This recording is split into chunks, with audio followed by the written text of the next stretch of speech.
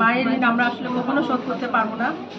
আর একজন মাই জানে একটা ছেলে হারানোর শোক, আজীবন সেই শোক তাকে নিয়ে বেড়াতে হবে। আপনি মা চিন্তা করবেন না, আমরা দিনাজপুর জেলা থেকে এসেছি। দেশনায়ক তারেক রহমান আপনাদের কাছে আমাদেরকে পাঠিয়েছে আপনাদের খোঁজ খবর নেওয়ার জন্য। এমনকি আমাদের সেন্ট্রাল থেকেও আসবে।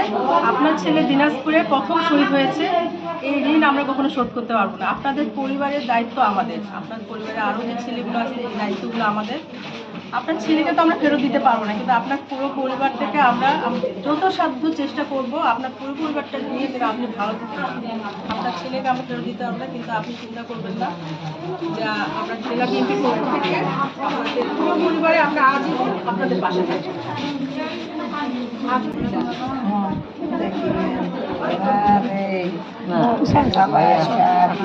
কি করো পিছনে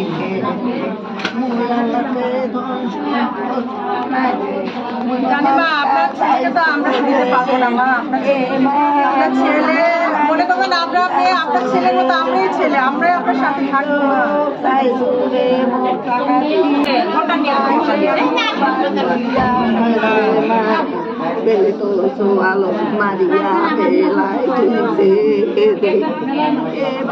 এই হাসিনা সরকার, হাসিনা সরকার আজকে দেখেন খালা, আজকে আপনার ছেলেকে জীবনটা জন্য তো আজকে খালা উনি আজকে আর এই দেশে থাকতে পারলো না, চির বিদায় করছে। আপনার ছেলে এটার জন্য যেটা করছে খালা, এই হাসিনা সরকার যে বিদায় করছে আর যেটা আমরা কেউ করতে পারিনি, আপনার ছেলে এটার অংশীদার। আপনার ছেলে শহীদ খালা, আপনার ছেলে জান্নাতবাসী করবে তাকে আল্লাহ। দেশের জন্য সে জীবন দিচ্ছে। এই হাসিনা সরকার যে অত্যাচার করতেছিল আমাদের সবাইকে,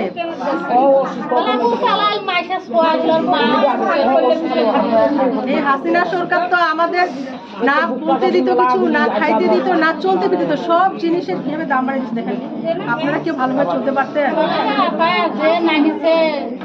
ডাল ভাতটা কোপালো গ্রামের বাসা আমরা সময় বেশি গেছি